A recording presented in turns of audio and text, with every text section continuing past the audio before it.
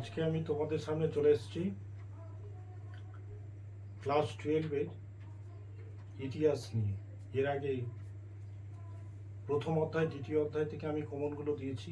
প্রথম অধ্যায় থেকে যে নোটগুলো তোমরা মুখস্থ করবে সেটা আজকে বলছি যে আমার উপর ভরসা রাখো এবং আমার নোটগুলো শোনো। ইতিহাস অনেকে ভয় পায় যে বড় নোট, তো একবার শুনে দেখো আমার নোটগুলো। আশা করি তোমরা লিখতে পারবে, এটুকু আমার বিশ্বাস। তো আজকে আমি তোমাদের প্রথম অধ্যায় ইতিহাসে ক্লাস 12-এর যে নোটগুলো করবে সেটা 3টি নোট বলছি আমি এবার। 2025-এর জন্য ইম্পর্টেন্ট প্রথম অধ্যায় থেকে। তার মধ্যে একটা হচ্ছে লোককথার সংজ্ঞা দাও ও বৈশিষ্ট্য লেখো এবং লোককথার গুরুত্ব আলোচনা করো, এটা একটা নোট। আর একটা নোট হচ্ছে পেশাদারি অপেশাদারি ঐতিহাসিক কাদের বলে এবং এদের মধ্যে পার্থক্য দেখাও, এটা দুটো। আর 3টে হচ্ছে লেখন পদ্ধতি, মানে ইতিহাস কিভাবে লেখা হয়।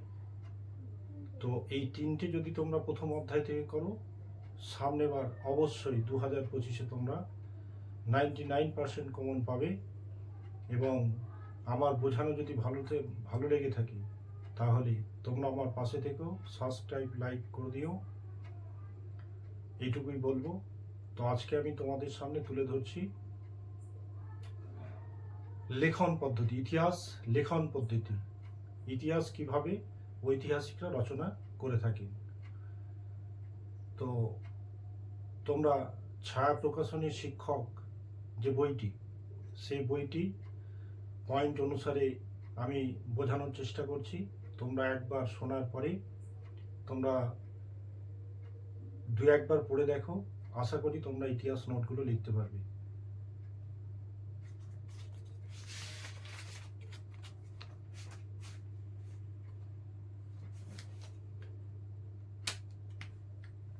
হ্যাঁ, তো আজকে যেটা তোমাদের সামনে আজকে তুলে ধরছি ইতিহাসের লেখন পদ্ধতি, মানে ইতিহাস কিভাবে লেখা হয়।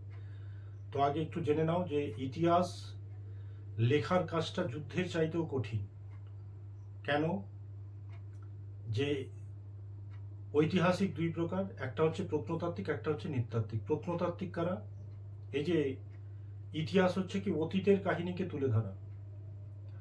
তো এই অতীতের কাহিনীকে তুলতে গিয়ে ঐতিহাসিকদের বহু পরিশ্রম করতে হয়। তো ইতিহাস লিখেছেন দুই ধরনের ঐতিহাসিক, একটা হচ্ছে নৃতাত্ত্বিক, একটা হচ্ছে প্রত্নতাত্ত্বিক। নৃতাত্ত্বিকদের কাজ কি মাটির নিচে থেকে যে হাড়গোড়গুলো ওঠে ওগুলো নিয়ে গবেষণা করে ওরা তত্ত্ব দিয়ে থাকে, তারা হলো নৃতাত্ত্বিক, মানে যারা হাড়গোড় নিয়ে গবেষণা করে থাকে। আর যারা আগের যুগে মানুষ যে যন্ত্র হিসেবে হাতিয়ার হিসেবে পাথর, তারপর কিভাবে কোন কোন জিনিস ব্যবহার করত ইত্যাদি, যেসব মাটি খনন করে যেগুলো জাদুঘর থেকে পাওয়া গিয়েছে, যেগুলো নিয়ে গবেষণা করে থাকে, তাদেরকে বলা হয় প্রত্নতাত্ত্বিক। তার মানে হাড়গোড় বাদে যেসব জিনিস অতীতে পাওয়া গিয়েছে মাটির নিচে থেকে বলো বিভিন্ন জায়গা থেকে সংগ্রহ করে তারা পরীক্ষা নিরীক্ষা করে, তাদেরকে প্রত্নতাত্ত্বিক বলা হয়। তো আজকে আমি তোমাদের সামনে তুলে ধরছি ইতিহাস কিভাবে লিখিত হয়। প্রথমে যদি আমরা ধরে নাও রান্না করি, তো রান্নার উপকরণের প্রয়োজন হয়। বাজার থেকে বিভিন্ন জিনিস, যেসব জিনিস রান্না করা হবে সেই সব জিনিস আমাদেরকে সংগ্রহ করতে হয়, তারপর আমাদের রান্না হয়। ঠিক ওই রকমই ঐতিহাসিকরা ইতিহাস লেখেন। তো ইতিহাস লেখার প্রথমত উৎসগুলো খুঁজতে হয়। উৎস কি? তাহলে ঐতিহাসিকরা উৎস কোথা থেকে চয়ন করেন, মানে কোন কোন জায়গা থেকে ইতিহাস লেখার তথ্যগুলো পাওয়া যাবে। যেমন আমি একটু আগে বললাম প্রত্নতাত্ত্বিক ও নৃতাত্ত্বিক যে ঐতিহাসিক, এই ঐতিহাসিকরা মাটির নিচে থেকে অনেক জিনিস তুলে সেগুলোকে সংগ্রহ করে রাখে। তো যারা ইতিহাস রচনা করেন তারা প্রত্নতাত্ত্বিক এবং নৃতাত্ত্বিকদের সেই উপাদানগুলো সংগ্রহ করেন। দ্বিতীয় হলো যে মৌখিক। মৌখিক হচ্ছে যে মুখে মুখে প্রথম থেকে পরের প্রজন্ম, কিছু কিছু কথা আছে, যে গল্প আছে, যে এদের লিখিত কোনো বিবরণ হয় না, যেটাকে আমরা বলে থাকি প্রাক ঐতিহাসিক। তার মানে প্রায় ইতিহাস মানে কি যবে থেকে ইতিহাস লেখা শুরু হয়েছে। আর প্রাক ইতিহাস কথার অর্থ কি? প্রাক ইতিহাস কথার অর্থ হচ্ছে যে যবে থেকে ইতিহাস লেখা হয়নি, তো তার আগে যে আমি আমার পরের প্রজন্মকে কোনো একটা গল্প বলে গেলাম, তো এটা মৌখিক, মানে মাথায় মাথায় ট্রান্সমিট হয়ে চলে যায়, এরকমই কিছু গল্প, যে গল্পগুলোর মধ্যে বাস্তব তত্ত্ব কিছু থাকতো। তাই মৌখিক উপাদানগুলোকেও ঐতিহাসিকরা সংগ্রহ করতেন উৎস হিসাবে। তাহলে উৎস কি হবে? প্রথমত হবে প্রত্নতাত্ত্বিক নৃতাত্ত্বিকদের যা খুঁজে বার করেছেন সেগুলো সংগ্রহ করা ঐতিহাসিকদের। দ্বিতীয়ত মৌখিক কিছু বর্ণনা সংগ্রহ করা, এগুলো হচ্ছে উৎস ইতিহাস লেখার। ঐতিহাসিকরা লেখার আগে উৎসগুলো থেকে আগে উপাদানকে সংগ্রহ করেন। তারপর 3 নম্বর হচ্ছে ছবি ভিত্তিক। আগের যুগে যে যেমন পটশিল্পীরা ছিলেন, তো পটশিল্পীরা এতই ভালো ছবি আঁকতেন যে হয়তো ওরা সাঁওতাল জীবনের বর্ণনা করছে, তো ওদের ছবি দেখলে সাঁওতাল জীবনের ছোট থেকে বৃদ্ধ অবধি কিভাবে তারা জীবনকে নির্বাহ করে, ছবি দেখেই তা বোঝা যায়। তাহলে ঐতিহাসিকরা ইতিহাস লেখাতে ছবি থেকে অনেক তথ্য ব্যবহার করেন। তাহলে উৎস হচ্ছে একটা ছবি ভিত্তিক। চতুর্থ হচ্ছে লিখিত বিবরণ। আগে যেমন যে গান্ধীজি ইংরেজদেরকে চিঠি দিয়েছেন, ইংরেজরা গান্ধীজিকে দিয়েছেন, তো চিঠি থেকেও অনেক তথ্য পাওয়া যায়। দলিল দস্তাবেজ, যেগুলো মহাফেজখানায় আগে কাগজপত্র রাখা হতো, তো সেগুলোতেও অনেক কথা লুকিয়ে আছে। তো এই ইতিহাস চিঠি থেকেও, যেমন ইন্দিরা গান্ধীকে তার পিতা জওহরলাল নেহেরু মাত্র যখন ইন্দিরা গান্ধীর বয়স হচ্ছে 10 বছর, তো 10 বছরে দেশের অনেক কথা ওকে শুনিয়েছিলেন। কেন ইন্দিরা গান্ধীকে শুনিয়েছিলেন? চিঠিতে জেল থেকে চিঠি লিখেছিলেন ইন্দিরা গান্ধীকে। এতে উনি কি বুঝিয়েছিলেন যে জওহরলাল নেহেরু বুঝতে পেরেছেন যে আমার মেয়ে ভাবি প্রধানমন্ত্রী, একদিন প্রধানমন্ত্রী হবার সম্ভাবনা রয়েছে, তো যদি কোনোদিন আমার মেয়ে প্রধানমন্ত্রী হয় তাহলে তাকে কোন কোন সমস্যা, কোন কোন জিনিস নিয়ে কাজ করতে হবে। তো চিঠিতেও তো অনেক গুরুত্বপূর্ণ কথা লেখা থাকে। তো ঐতিহাসিকরা চিঠিপত্র থেকেও অনেক তথ্য সংগ্রহ করে থাকেন। তাহলে এই হচ্ছে 4টি উৎস। তো প্রথমে 4টি উৎস তুলতে হবে। ঐতিহাসিকরা ইতিহাস লেখার আগে উৎস থেকে তত্ত্বগুলোকে এনে তারপর ইতিহাস রচনা করে থাকে। তাহলে উৎস কটি? 4টি পয়েন্টে লিখতে হবে। একটা হচ্ছে প্রত্নতাত্ত্বিকদের উপাদান, একটা হচ্ছে মৌখিক উপাদান, একটা হচ্ছে ছবি ভিত্তিক উপাদান, একটা হচ্ছে লিখিত উপাদান। লিখিত মানে চিঠিপত্রতে লেখা হতো, তো চিঠি পত্র এগুলো থেকে ঐতিহাসিকরা ইতিহাস রচনা করে থাকে। তো এটা হচ্ছে প্রথম পয়েন্ট, উৎস। তারপর হচ্ছে কি উৎস থেকে তত্ত্ব চয়ন। উৎস থেকে তত্ত্ব চয়ন কেমন? এটা সেকেন্ড পয়েন্ট। 8 মার্কের জন্য 8টি পয়েন্ট যথেষ্ট। তো প্রথম পয়েন্ট বললাম উৎসের 4টি ভাগ। উৎস থেকে তত্ত্ব চয়ন, যেমন উৎসের অনুসন্ধানের শেষে ঐতিহাসিকরা তার প্রয়োজনীয় উৎসগুলিকে চিহ্নিত করেন এবং উৎস থেকে ঐতিহাসিকরা তার প্রয়োজনীয় তত্ত্ব সংগ্রহ করে এবং প্রয়োজনীয়, যেমন উৎস থেকে যে তত্ত্বগুলো ঐতিহাসিকরা সংগ্রহ করে থাকে তার মধ্যে কোনটা বেশি প্রয়োজনীয় সেটা একদিকে, কোনটা মধ্য প্রয়োজনীয় সেটা একদিকে, কোনটা অল্প প্রয়োজনীয় সেটা একদিকে, যেটা নিষ্প্রয়োজনীয় সেটা সরিয়ে রাখেন। তার মানে ইতিহাস লেখার আগে তত্ত্ব থেকে উৎস গ্রহণ করার পরে তারপর ঐতিহাসিকরা উৎস থেকে তত্ত্ব চয়ন করে ভাগ করে নেয়, যে কোনটা তাদের লেখার জন্য বেশি প্রয়োজন সেটা একদিকে, কোনটা মধ্য প্রয়োজন, কোনটা অল্প প্রয়োজন, কোনটা নিষ্প্রয়োজন, সেগুলোকে সরিয়ে দেয়। এই হলো উৎস থেকে তত্ত্ব চয়ন। ইতিহাস পয়েন্ট অনুসারে তোমরা লিখে যাও, আমি যেভাবে বুঝিয়ে যাচ্ছি। তারপরে তৃতীয় পয়েন্ট হচ্ছে কি তত্ত্বের যাচাইকরণ। ঐতিহাসিকরা তত্ত্ব গ্রহণ করার পরে সমালোচনামূলক দৃষ্টিভঙ্গিতে ইতিহাসকে রচনা করে থাকেন। এখন কোনো যদি ঐতিহাসিক মনে করে যে আমার লেখাতে ভুল হতে পারে না, ঐতিহাসিকরা লেখার সময় একজন বলানবিশ, একজন লেখানবিশ, একজন শোনানবিশ, 3 জনকে দিয়ে, মানে একজন ঐতিহাসিক যখন ইতিহাস রচনা করে, বইটা লেখা হয়, তখন একজন বলে তার লেখাটা, একজন কি করে শোনে, শোনার পর আবার একজন হচ্ছে লেখানবিশ, ওকে বলে। তো হয়তো কোনো তত্ত্ব কেউ যেটা হয়তো লেখা আছে এক, বললো এক, শুনলো এক, আর যে লিখছে সে লিখলো আলাদা, তাহলে ভুল থেকে যেতে পারে। তাই ঐতিহাসিকরা ইতিহাস লেখার পর তত্ত্বগুলোকে সমালোচনামূলক দৃষ্টিভঙ্গিতে বিচার যাচাই করে থাকেন। এক্ষেত্রে বলেছে ঐতিহাসিকের দুটি কাজ।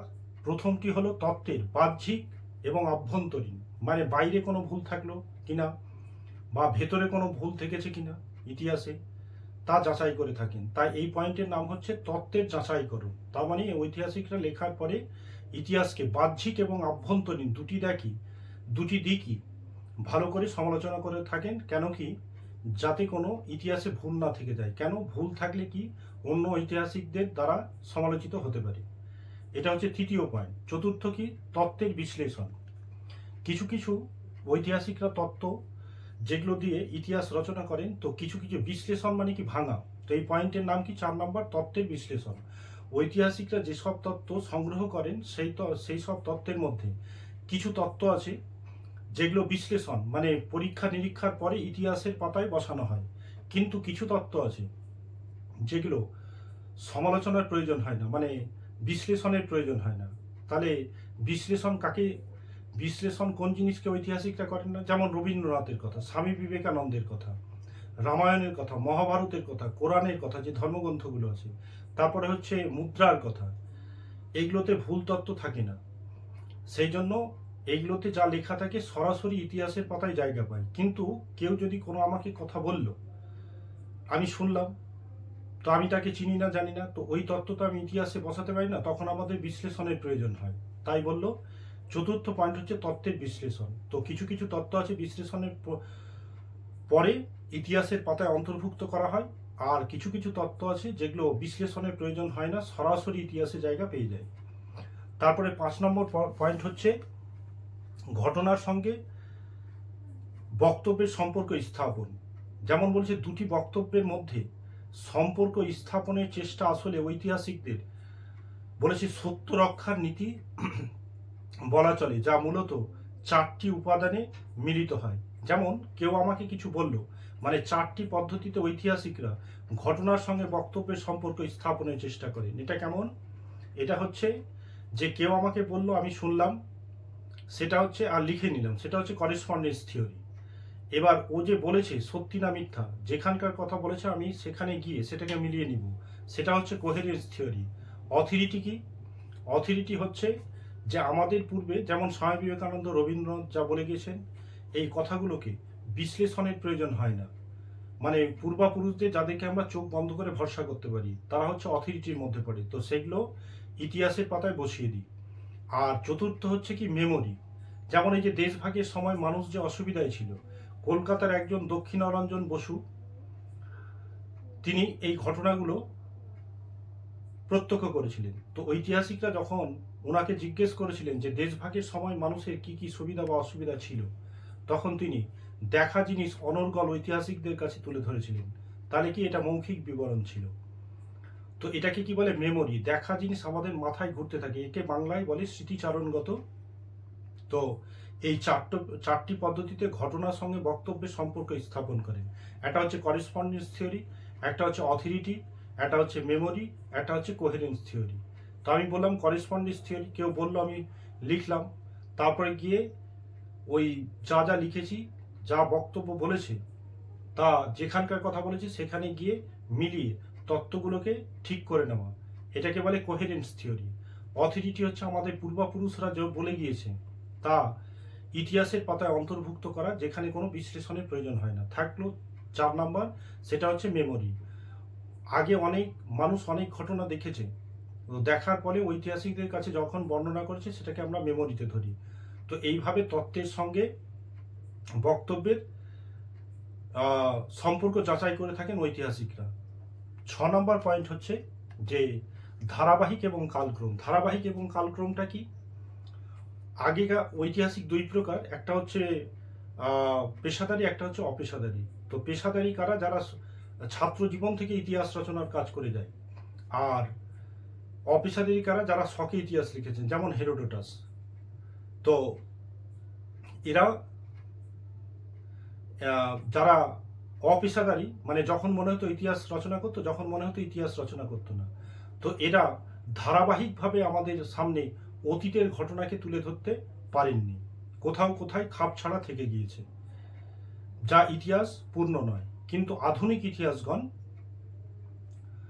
ধারাবাহিকভাবে ইতিহাস রচনা করেন। আগের ঐতিহাসিকগণ যেমন খাপ ছাড়া ইতিহাস লেখেন, যে হয়তো 3টে রাজা রাজত্ব করেছে, প্রথম রাজার ঘটনা লিখেছে, মধ্য রাজার ঘটনা লিখেনি, বর্তমান রাজার লিখেছে, তার মানে মাঝখানে একটা অংশ বাদ পড়ে গিয়েছে।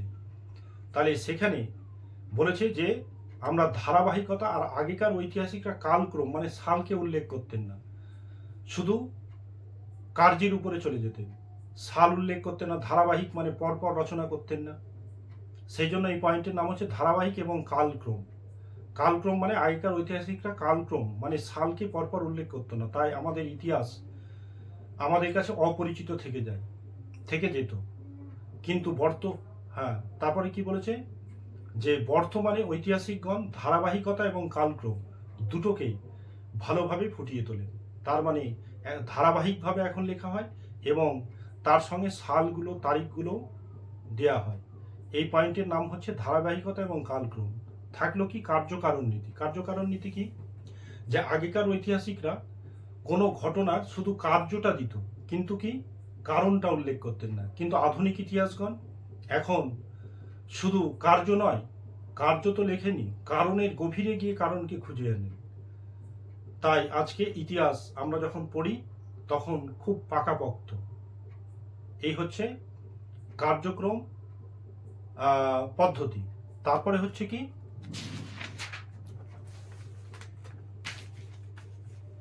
ইতিহাস সংরক্ষণ এবং ইতিহাস রচনা। ইতিহাস সংরক্ষণ এবং ইতিহাস রচনা কি, ঐতিহাসিকরা অনেকগুলো উপাদান সংগ্রহ করে ইতিহাস রচনা করে থাকে। তো ইতিহাস রচনা করার পর যে উপাদানগুলি উনি ব্যবহার করলেন, সেই উপাদানগুলি কোনো মিউজিয়ামে গিয়ে তিনি সংরক্ষণ করে দেন, মানে রেখে দেন। তা এই পয়েন্টের নাম কি বলেছে, তত্ত্ব সংরক্ষণ এবং ইতিহাস রচনা। তো ঐতিহাসিকরা যখন ইতিহাস রচনা করে ফেলার পরে যে উপাদানগুলো তিনি ব্যবহার করছেন ইতিহাস লেখাতে, সেগুলো বাড়িতে না রেখে তিনি মিউজিয়ামে গিয়ে দিয়ে আসেন। কেন, যে পরবর্তী ঐতিহাসিক যদি ইতিহাস রচনা করে তাহলে এই উপাদানগুলোর কি হবে, প্রয়োজন হবে। তো এই হচ্ছে ইতিহাসের লেখন পদ্ধতি। তো আমি বলেছি যে ইতিহাসের লেখন পদ্ধতি যুদ্ধের চাইতেও কঠিন। কেন, একটা ছোট্ট জিনিস আনতে দূর দূরান্তে ছুটতে হতো, সেখানে ঐতিহাসিকরা আগে অনুমানে বর্ণনা করে দিতেন। কিন্তু আধুনিক ইতিহাসগণ, আগের ঐতিহাসিকগণ ইতিহাস লেখাতে সামান্য কিছু উপাদানকে ব্যবহার করতেন, কিন্তু বর্তমান ঐতিহাসিকগণ অনেক উপাদানকে আজকে ইতিহাসের পাতায় জায়গা দিয়েছেন। আমি বর্ণনা করেছি যে সাধারণ মানুষের কথা ইতিহাসে লেখা হতো না, খাদ্য থেকে ইতিহাস রচনা হতো না, অন্তর্ভুক্ত করতেন না ঐতিহাসিকরা। কিন্তু আজকে সাধারণ মানুষের কথা, খাদ্য, পোশাক, খেলা সবই ইতিহাসে অন্তর্ভুক্ত করে আছে, ইতিহাসকে তারা পরিপূর্ণ করেছে। আগেকার ঐতিহাসিকরা, আমি বলেছি কার্যকারণ তত্ত্বে, যে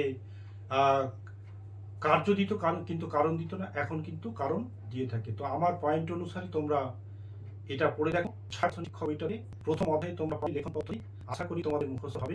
এবং যদি ভালো থাকে তাহলে অবশ্যই বলো যে সাবস্ক্রাইব এবং লাইক করো, তাহলে আমি হয়তো আরো বোঝাতে পেরেছি, সাহস পাবো এবং তোমাদের আশীর্বাদ হয়তো একদিন দাঁড়াতে পারবো।